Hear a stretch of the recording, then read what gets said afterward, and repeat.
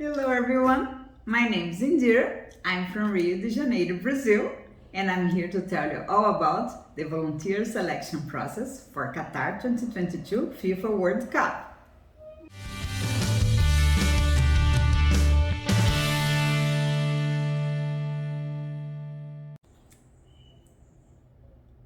Today we're gonna talk about the second step to become a volunteer at Qatar 2022 FIFA World Cup. So, we did the first step when they opened the application form online on March 21st on the website volunteer.fifa.com. So, we all did the application form online.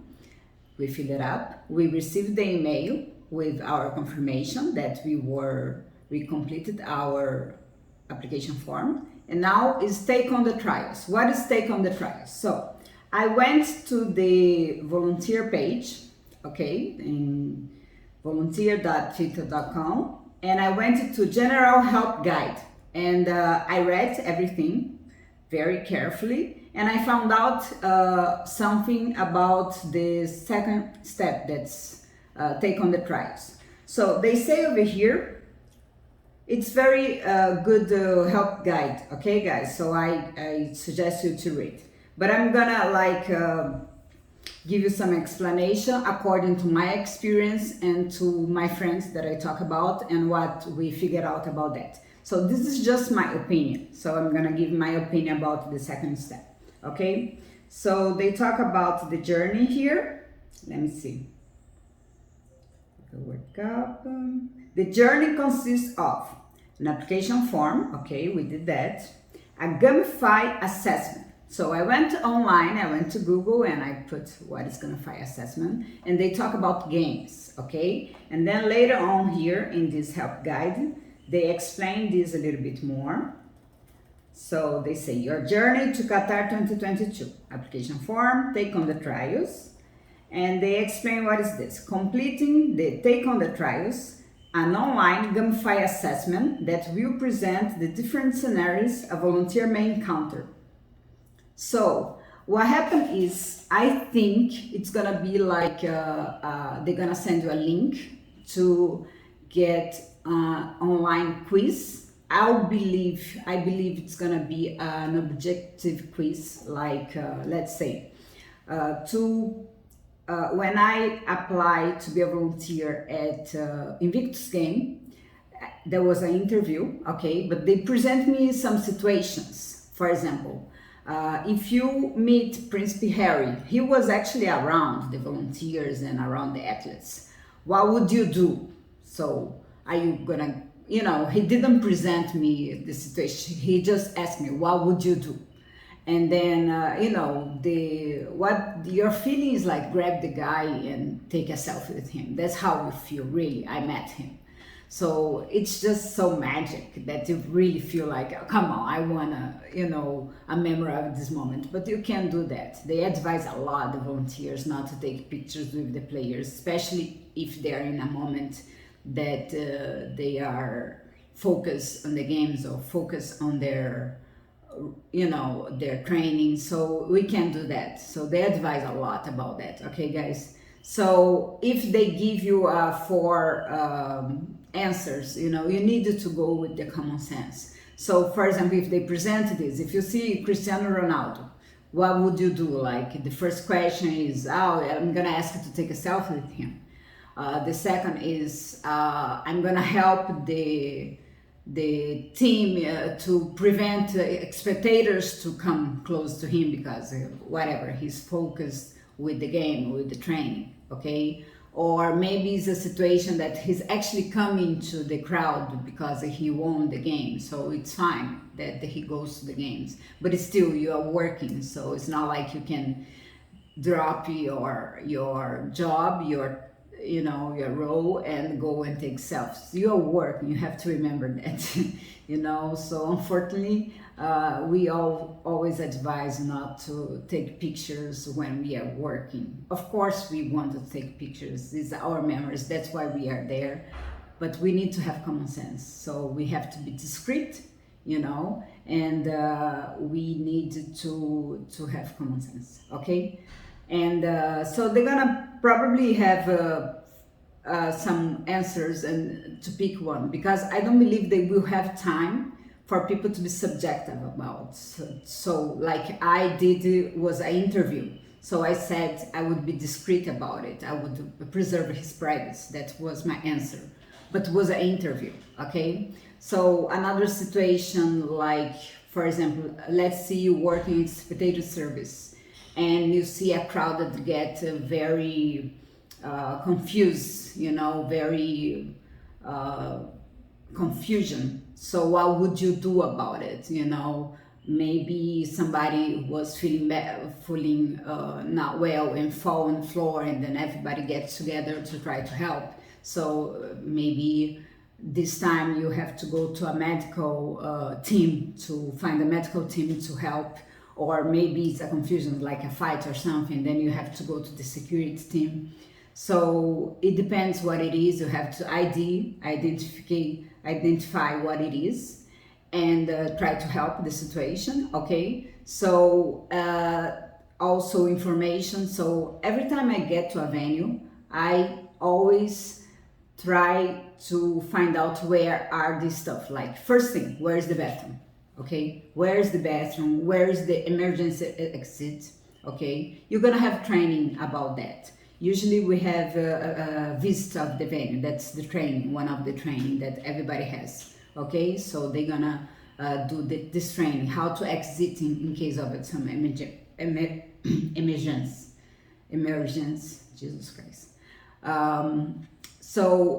What would you do in this situation? Okay, so they're gonna present you many situations like that can happen actually, and they're gonna expect a good answer from you. So that's gonna be one of the selection, okay? And also they're gonna analyze your resume, okay? So they say this about that, and later on they explain a little bit more about that here. After you complete the application form, you will be invited to play an online gamified assessment, Take on the Trials, which will present the different scenarios you may encounter as a volunteer. So exactly what I said. So I'm just giving some examples that I believe can be, you know, but of course it's gonna be, they're gonna put like scenarios from Qatar, you know, so it'll be nice. You're gonna get to know the scenarios. So they're gonna put the stadium, they're gonna put the metro, they're gonna put the airport, the things that we actually gonna encounter there, and present some situations that we're gonna have to face. So that's actually very good to get to know what we're gonna do, you know. And then this will be an opportunity for you to learn more about the journey of FIFA World Cup Qatar 2022 volunteer. We will evaluate your response and reactions as part of the application process, okay? So that's gonna be the Take on the Trials, the second step of your volunteer selection process, okay? A lot of people ask me about what would be the second one. I was blurry about, I was confused about, because, you know, I had not read this, it was my mistake. And then I was really looking for some answers, because I only got to see Take on the Trial. And then when I read, I got to remember some of my selection process, and there was this situation, some selection process. Okay, I actually, for FIFA, I think there was some situations, but I think it was in the training. I don't remember that was part of the selection process. To be honest, I don't remember. That was in 2016, so it was quite a while ago. Okay, and then in this help guide, they give a lot of good information. For example, that they will not for sure pay for airplane tickets. So whoever is international volunteer, forget about that. They will not help with that, or accommodation. So you will need to get accommodation on your own. And I was taking a look on that, and no websites like hotels.com, booking.com, none of those websites will help you that, because the Supreme Committee is handling all the accommodations, okay? So they got all the hotels, all the accommodations. I think that there are gonna be some tents also. They are preparing that because they wanna hold the prices not to be too overwhelming, okay? So I don't think they said they would started to put this available by March. I haven't looked it yet, but I will check and then I will make a video about that to see if there is available and if they already started to build the stands, okay, and what's going on. I'm gonna take a look and I'll make a video about that, okay. And what else here they talk about?